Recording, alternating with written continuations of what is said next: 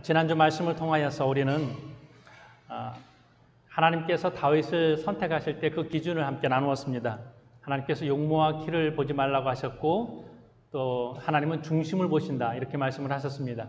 그렇게 해서 선택된 사람이 다윗이죠.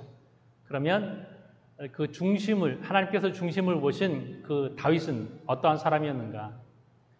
그의 믿음이 검증될 수 있는 사건이 이어집니다. 하나님께서 골리앗과 다윗의 싸움을 통하여서 하나님이 보는 사람의 기준은 실제로 이렇게 산다, 이렇게 믿음이 드러났다.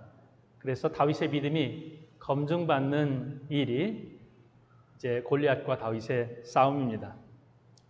싸움의 대상인 골리앗을 우리가 함께 살펴보면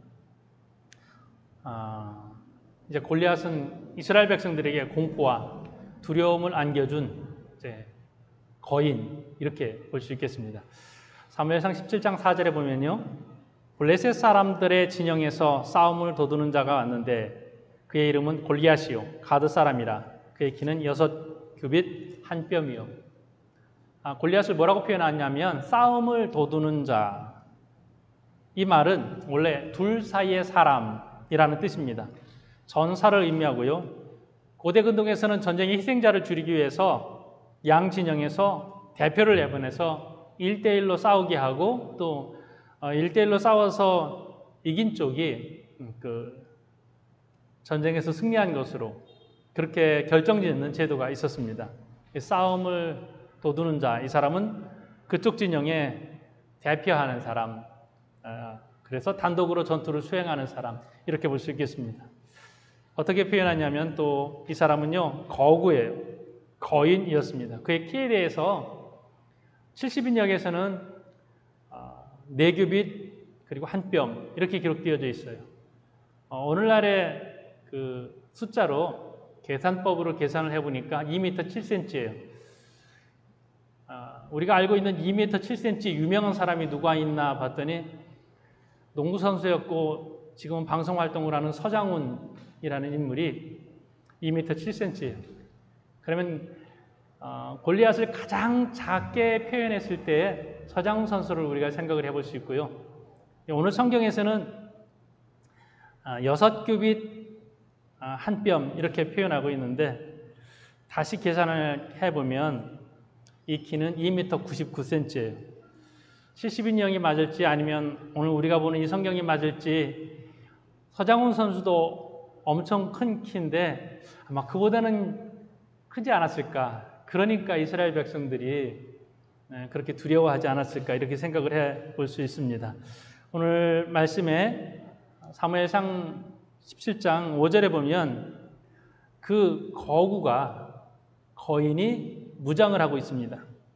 자, 머리에는 노투구를 썼고 몸에는 비늘같 갑옷을 입었으니 그 갑옷의 무게가 놋 5,000세겔이며 그의 다리에는 놋 각반을 쳤고 어깨 사이에는 놋 단창을 메었으니 그 창자루는 배틀채 같고 창날은 철 600세겔이며 방패든 자가 앞서 행하더라. 이렇게 무장을 하고 있습니다. 노투구를 머리에 쓰고 있습니다. 비늘 갑옷을 입었습니다. 비늘 모양의 어떤 철판 조각을 촘촘히 붙여서 만든 갑옷입니다. 고대의 장수나 왕이 입었던 갑옷이 이러합니다. 이 갑옷의 무게가 놋 5,000세겔입니다. 요즘으로 말하면 57kg입니다. 다리에는 놋 각반을 쳤고 놋으로 온 몸을 다 무장하고 있습니다. 공격할 틈이 전혀 보이지 않습니다. 어떻게 보면 이 한 사람이 거대한 놋새 덩어리와 같은 그런 무장을 하고 있습니다. 아무리 용감한 군인이라 하더라도 장수라 하더라도 이 무장한 골리앗 앞에 서 있으면 기가 죽을 수밖에 없을 것입니다. 그가 메고 있는 단창은 600세겔이에요. 약 7kg 정도 되는 이 무기를 손에 들고 있습니다. 이 중무장한 골리앗 앞에서 시각적인 그런 모습이 위압감을 주는 것이죠. 어떻게 보면 블레셋 군대가 골리앗에게 그렇게 말했을지도 모르겠습니다. 너는 그냥 서 있기만 해. 그러면 상대방은 다 기가 죽는 것이죠. 목소리는 또한 어땠을까요? 8절의 말씀을 보면요. 그가 서서 이스라엘 군대를 향하여 외쳐 이르되 한 사람을 택하여 내게 보내라. 예, 좀 거친 표현을 쓰면 한 놈만 와 이렇게 되는 것이죠. 한 사람만 오라고. 그런데 그 목소리가 몸집만 큰 것이 아니라 목소리도 얼마나 우렁찼는지요. 쩌렁쩌렁합니다. 이스라엘 백성들에게 위협적이고요. 이스라엘 군대를 향하여서 외쳤을 때에 이 두 진영이 서로 골짜기를 사이에 두고 있어요. 그 엘라 골짜기인데요. 이스라엘 진영입니다. 그 골짜기를 사이에 두고 외치는 그 외침이 골짜기 안에서 굉장히 메아리 쳐서 그 소리가 훨씬 더 크게 울리지 않았을까 이렇게 상상을 해봅니다. 그러니까 이스라엘 백성들은요. 그 소리에 질려서 두려워합니다. 11절의 말씀은 이렇게 기록합니다. 사울과 온 이스라엘이 블레셋 사람의 이 말을 듣고 놀라 크게 두려워하니라. 이 말을 듣고 두려워하니라. 골리앗의 소리만 들어도 이스라엘 진영은 두려움으로 가득 차 있게 됐습니다. 자, 이렇게 며칠이 진행됐는가 하면요. 40일이 진행됐습니다. 40일 동안 골리앗이 한 것은 사실 따지고 보면 그렇게 많지 않아요. 소리친 것밖에 없습니다. 무장하고 서서 소리치는 것. 이게 골리앗이 한 일 전부입니다. 자, 누구든지 나와 싸워서 이 전쟁을 끝내자. 아무도 나올 사람이 없냐. 그러면서 계속해서 외치는 것, 소리치는 것. 그리고 그것을 들은 이스라엘 사람들은 두려워하는데요. 두려워하는 것으로 끝나지 않고 그 다음에 어떻게 했냐면 24절에 보니까 이스라엘 모든 사람이 그 사람을 보고 심히 두려워하여 그 앞에서 도망하여. 이 두려워하여라는 말이 반복되어 있고 결국에는 이게 점점 거리를 두고 도망을 하게 됐습니다. 이스라엘 군대에서는 외치지 않았던 것 같아요. 우리도 장수 있거든, 우리도 싸우는 사람이 있거든, 뭐 이런 표현 전혀 없이 그저 그 앞에서 도망하였던 것이죠. 전쟁은 어떻게 된 거예요? 이 정도 되면 이미 진 거예요. 그렇죠? 기가 눌려서 이미 진 전쟁과 같습니다. 이때 누가 등장합니까? 다윗이 등장하죠. 자기가 나가서 싸우겠다고 왕에게 말합니다. 자, 이 상태에서 사울 왕이 한 말이 유명해요. 아, 참 대단하다. 너 멋있다. 이렇게 표현하지 않아요. 33절에 보니까요. 사울이 다윗에게 이르되 내가 가서 저 블레셋 사람과 싸울 수가 없으리니 너는 소년이요 그는 어려서부터 용사임이니라. 너 싸울 수 없다. 단정을 내리고 있어요. 사울 왕의 이 자세는 뭐냐면요. 하나님이 사무엘에게 하신 말씀 중에 용모와 키를 보지 마라. 용모와 키를 볼 때 하나님께서 버리신다고 했는데 사울 왕은 지금 용모와 키를 보고 있어요. 겉모습으로 사람을 평가합니다.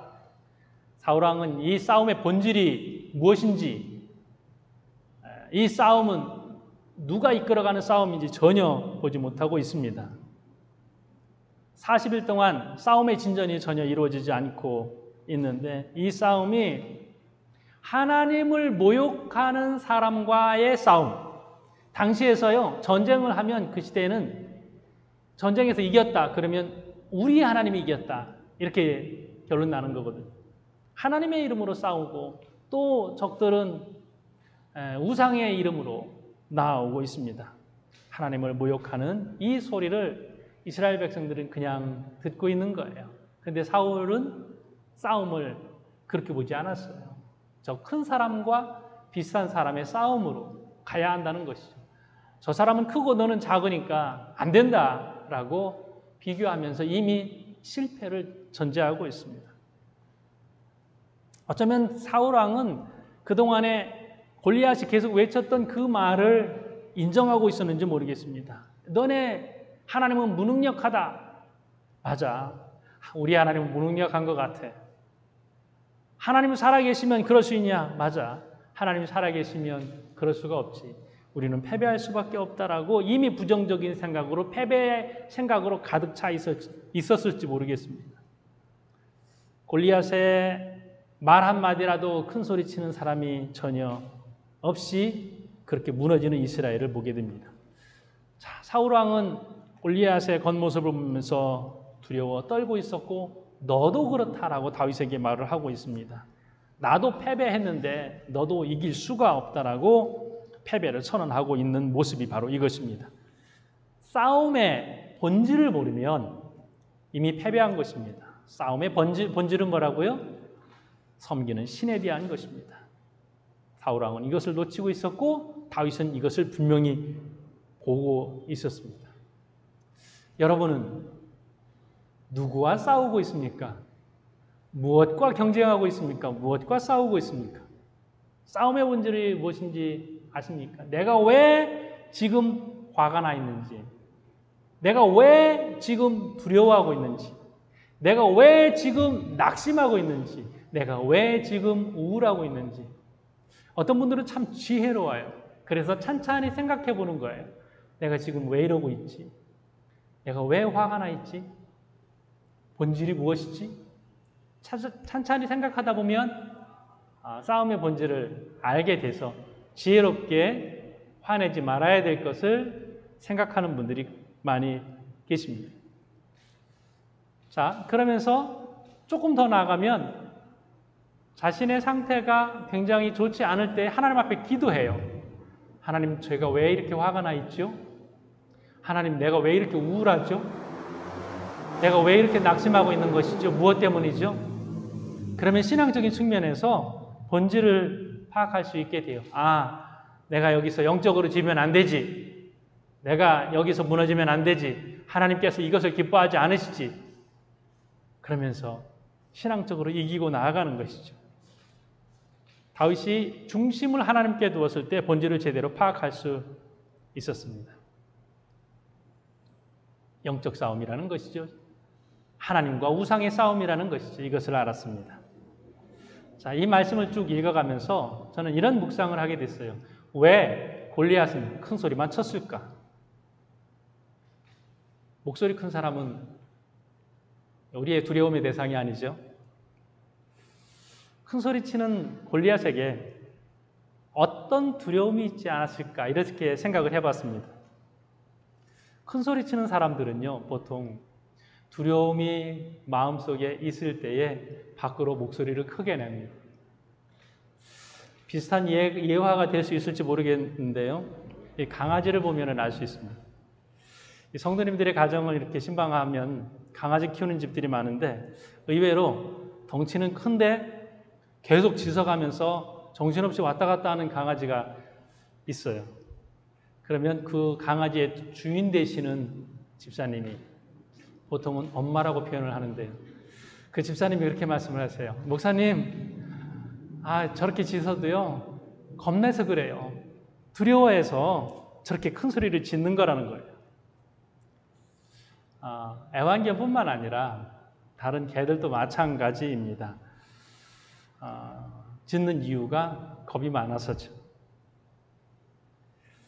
그래서 골리앗도 그렇지 않을까 이런 생각을 해봤습니다. 골리앗은 왜 그렇게 무장을 많이 했을까요?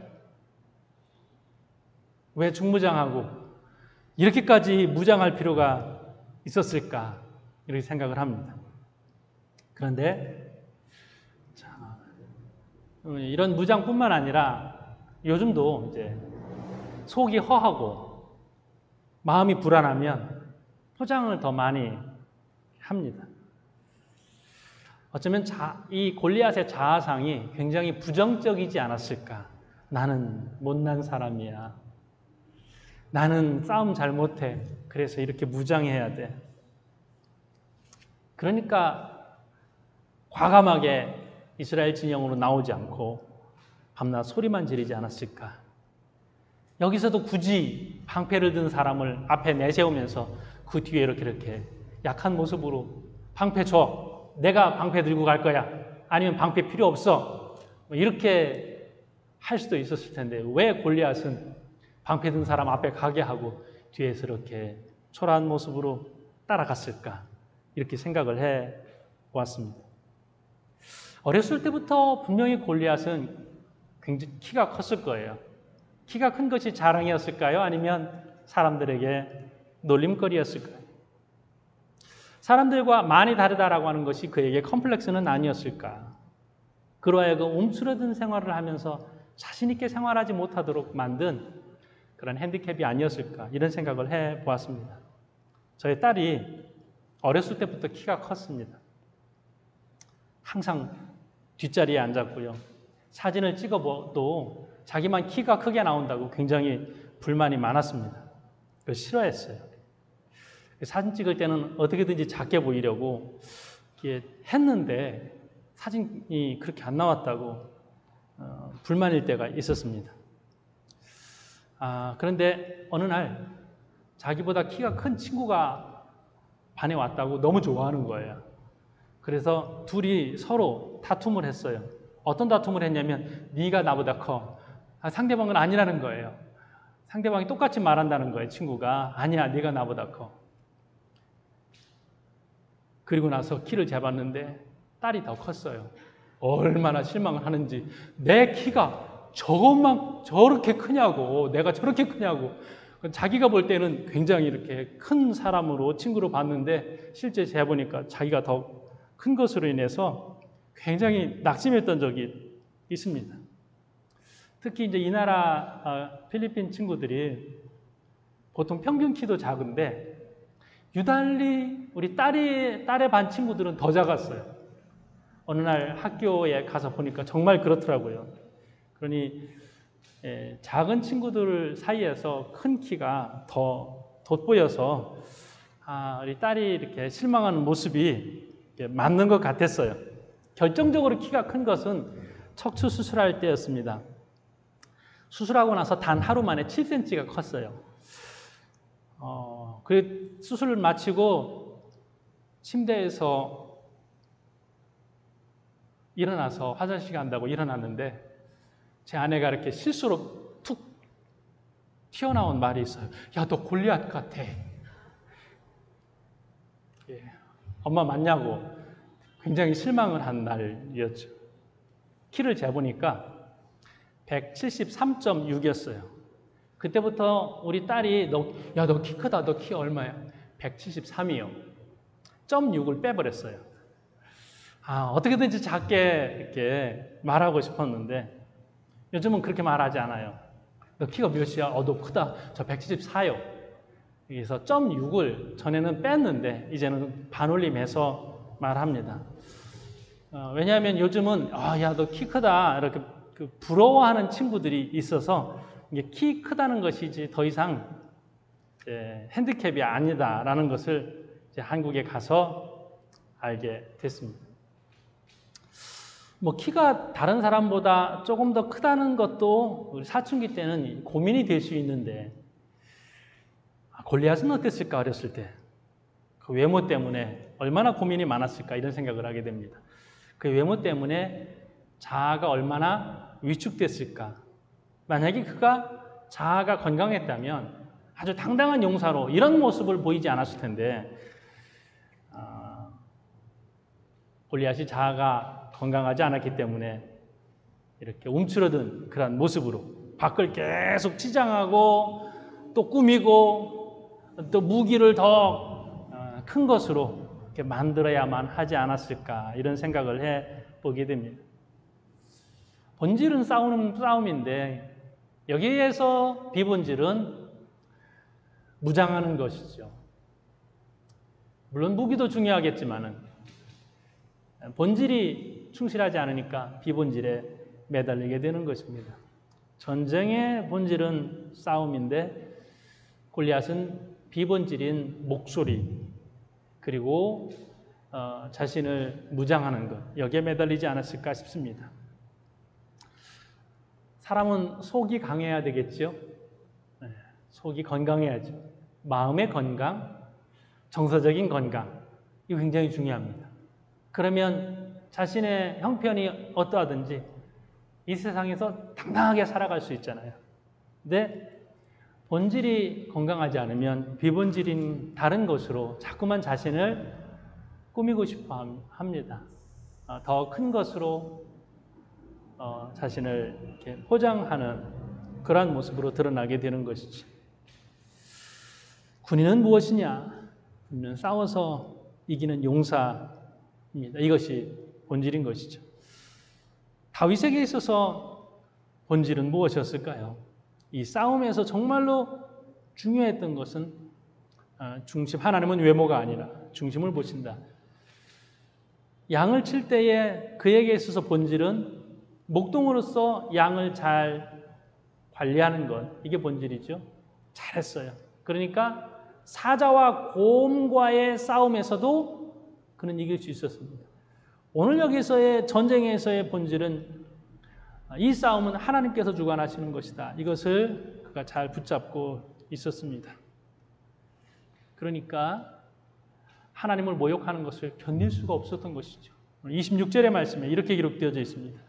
이 할례받지 않은 블레셋 사람이 누구이기에 살아계시는 하나님의 군대를 모욕하겠느냐. 마음속에서 끓어오르는 이 불편함, 이 모욕감, 하나님을 모욕하니까 이게 견딜 수가 없습니다. 어떻게 살아계신 하나님의 군대가 저 죽은 신을 숭배하는 저들 앞에서 이렇게 나약할 수 있느냐라고 하는 것입니다. 다윗은 아주 단순하게 생각합니다. 이것 하나밖에 없어요. 그 다음에 비교하는 것, 사람의 군인의 키, 무기의 종류, 또 저 사람의 목소리의 크기, 저러니까 정말로 싸움을 잘할지도 몰라. 그러니까 저렇게 크게 큰 소리로 말하지. 우리가 40일 동안 어떠했고 우리가 어떻게 밀렸고 이게 중요하지 않아요.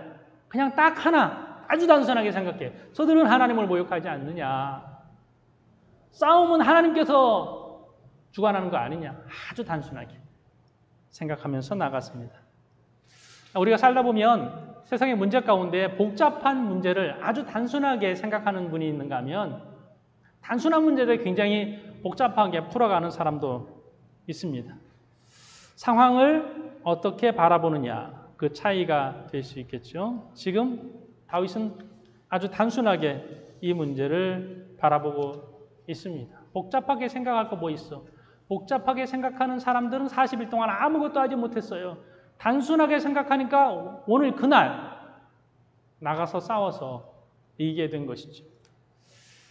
자, 47절의 말씀을 한번 볼까요? 또 여호와의 구원하심이 칼과 창에 있지 아니함을 이 무리에게 알게 하리라. 전쟁은 여호와께 속한 것인즉 그가 너희를 우리 손에 넘기시리라. 단순한 다윗의 표현이 여기에 있습니다. 전쟁은 여호와께 속한 것이다. 하나님의 구원하심은 창과 칼에 있는 것이 아니다. 자, 이 창과 칼을 뭘로 바꿔볼 수 있을까요? 경제적 여건, 그리고 이 상황의 유리함, 또 계산적으로 따져보는 것들. 하나님의 구원하심은 외적인 환경에 있는 것이 아니다. 여러분 무엇이 부족합니까? 어떤 부분에서 좀 아쉽습니까? 여기에 대입을 한번 해보십시오. 여호와의 구원하심이 돈의 많고 적음에 있는 것이 아니다. 여호와의 많고 적음이 IQ에 있는 것이 아니다. 여호와의 구원하심이 어떤 외적인 환경에 있는 것이 아니다. 적용을 해보면서 전쟁은 영적 전쟁, 물질적 전쟁, 어떤 전쟁이라도 전쟁은 여호와께 속한 것인즉 이렇게 선언하면서 우리가 나아갈 수 있으리라 믿습니다. 전쟁은 하나님께 속한 것이다. 하나님께서 이 전쟁을 통하여서 뜻하신 부분이 있다. 하나님께서 깨우치는 뜻이 분명히 있을 것이다. 자, 사울 왕에게 하나님께서 요구하시는 뜻이 무엇이었을까요? 그의 교만이겠죠. 지금까지 전쟁을 통하여서 자꾸 하나님을 보지 않고 자신을 보고 자신을 드러내려고 하고 자신의 이름을 높이려고 한 그 사울 왕의 교만을 내려놓고자 하고 또 이스라엘 백성들이 하나님을 다시 바라보게 하고자 하는 전쟁을 통하여서 하나님께서 이루시고자 하시는 뜻이 분명히 있었을 것입니다. 오늘날의 전쟁도 마찬가지겠죠. 사무엘하 7장 14절에 보면요. 나는 그 아비가 되고 그는 내 아들이 되리니 저가 만일 죄를 범하면 내가 사람 막대기와 인생 채찍으로 징계하려니와 사람 막대기 인생 채찍을 하나님께서 들어서 깨우치게 하시는 뜻이 있다는 것입니다. 이스라엘 전 역사를 통하여서 전쟁이 참 많았습니다. 우리나라만큼이나 많았죠. 이스라엘이 전쟁이 많았던 것은 지정학적 위치 때문에 우리나라도 마찬가지죠. 자, 아수르가 쳐들어오고 블레셋이 오고 또 망할 때는 어떻게 해요? 바벨론에 의해서 아수르에 의해서 망하고 또 애굽을 통한 고통들이 많이 있었는데 이게 뭐예요? 이때에 그들 때문에 무너졌다 이렇게 말하지 마라. 전쟁은 여호와께 속한 것이고 하나님께서 너희를 깨우치기 위한 인생 막대기가 여기 있는 것이다. 하나님의 뜻을 분명히 알라라고 하는 것이죠. 그래서 다윗은 이것을 명확하게 알았어요. 이 전쟁 하나님께 속한 것입니다. 이것만 우리가 선언할 수 있으면 우리 인생에서도 우리가 분명히 승리할 줄로 믿습니다. 자, 많은 전쟁 가운데 하나님의 뜻이 있어요. 지금도 세계에선 수많은 전쟁이 있습니다. 물론 지금의 전쟁은 코로나와의 전쟁 이렇게도 말할 수 있겠죠. 여기서 하나님께서 뜻하신 바가 무엇일까? 우리는 하나님의 뜻을 보면서 나아가야 할 것입니다.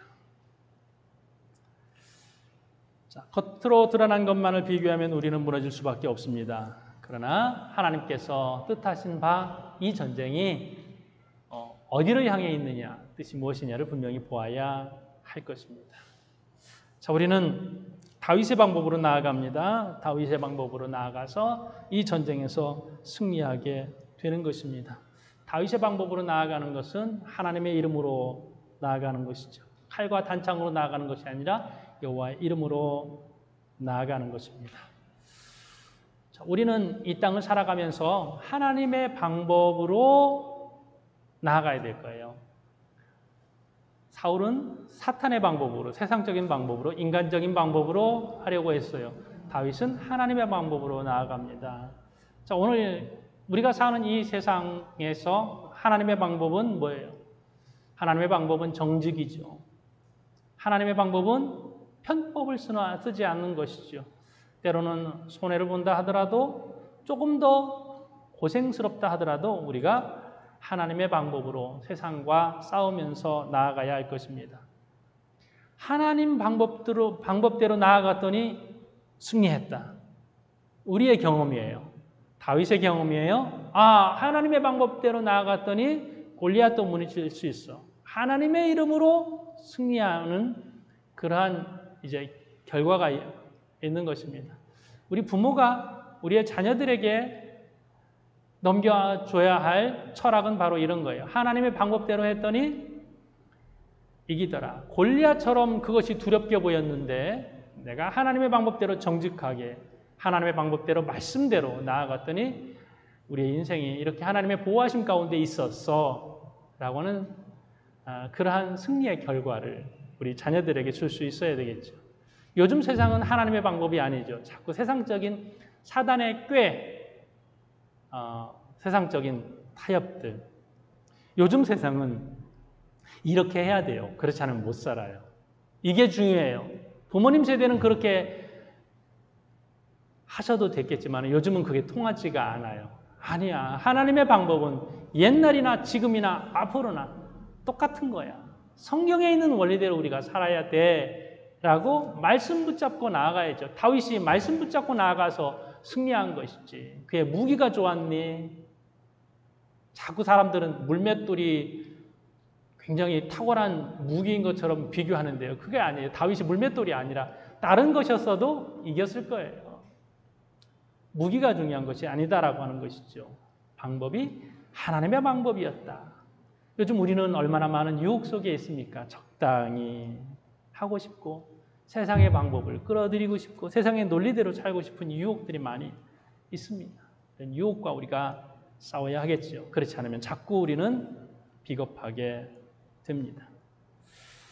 자, 그래서 다윗이 오늘 여기서 이겼습니다. 다윗이 이긴 것은 그의 믿음 때문이었죠. 우리 45절 한번 말씀을 보도록 합니다. 세상과의 싸움의 방법이 여기에 있어요.